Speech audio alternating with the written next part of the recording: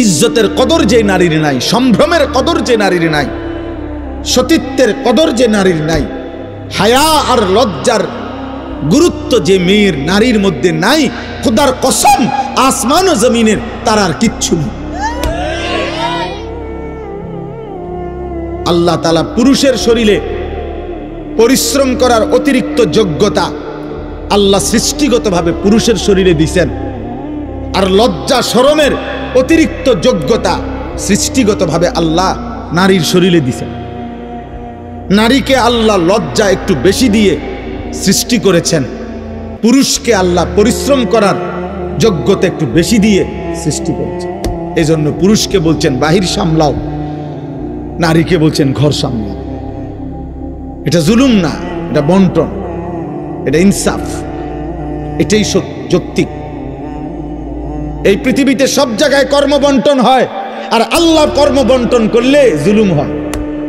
বেঈমান কতগুলো নারীর স্বাধীনতার নামে, প্রগতির নামে, আধুনিকতার নামে, নারীর উন্নয়নের নামে নারীকে বুঝাইছে বেড়ইতের লগে এক লগে হাঁটতে পারলে, চলতে পারলে এটা তোমার স্বাধীনতা।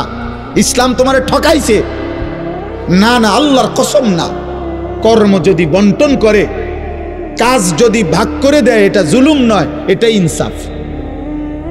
একটি অফিসের মধ্যে মনে করেন 12 জন লোক রাখছে কোম্পানি, লোক রাইকা বলছে আমাদের অফিসে একজন ম্যানেজার দরকার, একজন হিসাব রক্ষক দরকার, একজন দারোয়ান দরকার, একজন ঝাড়ুটারু দেউইনা লোক দরকার, হ্যাঁ, আবার 2 জন কর্মকর্তা দরকার। এমনি এমনি আমরা 12 জন লোক দরকার। আপনাদের 12 জন লোক নিয়োগ দিলাম। আপনারা প্রত্যেক দিন সকালবেলা আইসা তাৎক্ষণিক মশওয়ারা কইরা সিদ্ধান্ত নিবেন আজগা ম্যানেজারি করবেন কে, আজগা দারোয়ানি করবেন কে।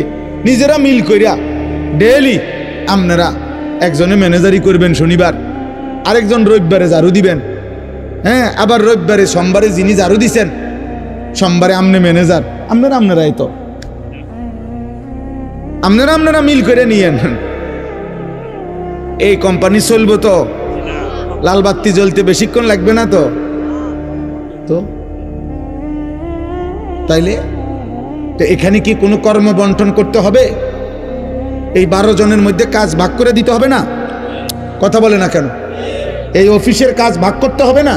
ম্যানেজার কে, দারোয়ান কে, হ্যাঁ, ঝাড়ুদার কে, হিসাব রক্ষক কে, বাবুর্চি কে, এটা ভাগ করতে হবে না? এটা ভাগ করা জুলুম, এটা ভাগ করা বেইনসাফি না, এটা ইনসাফ।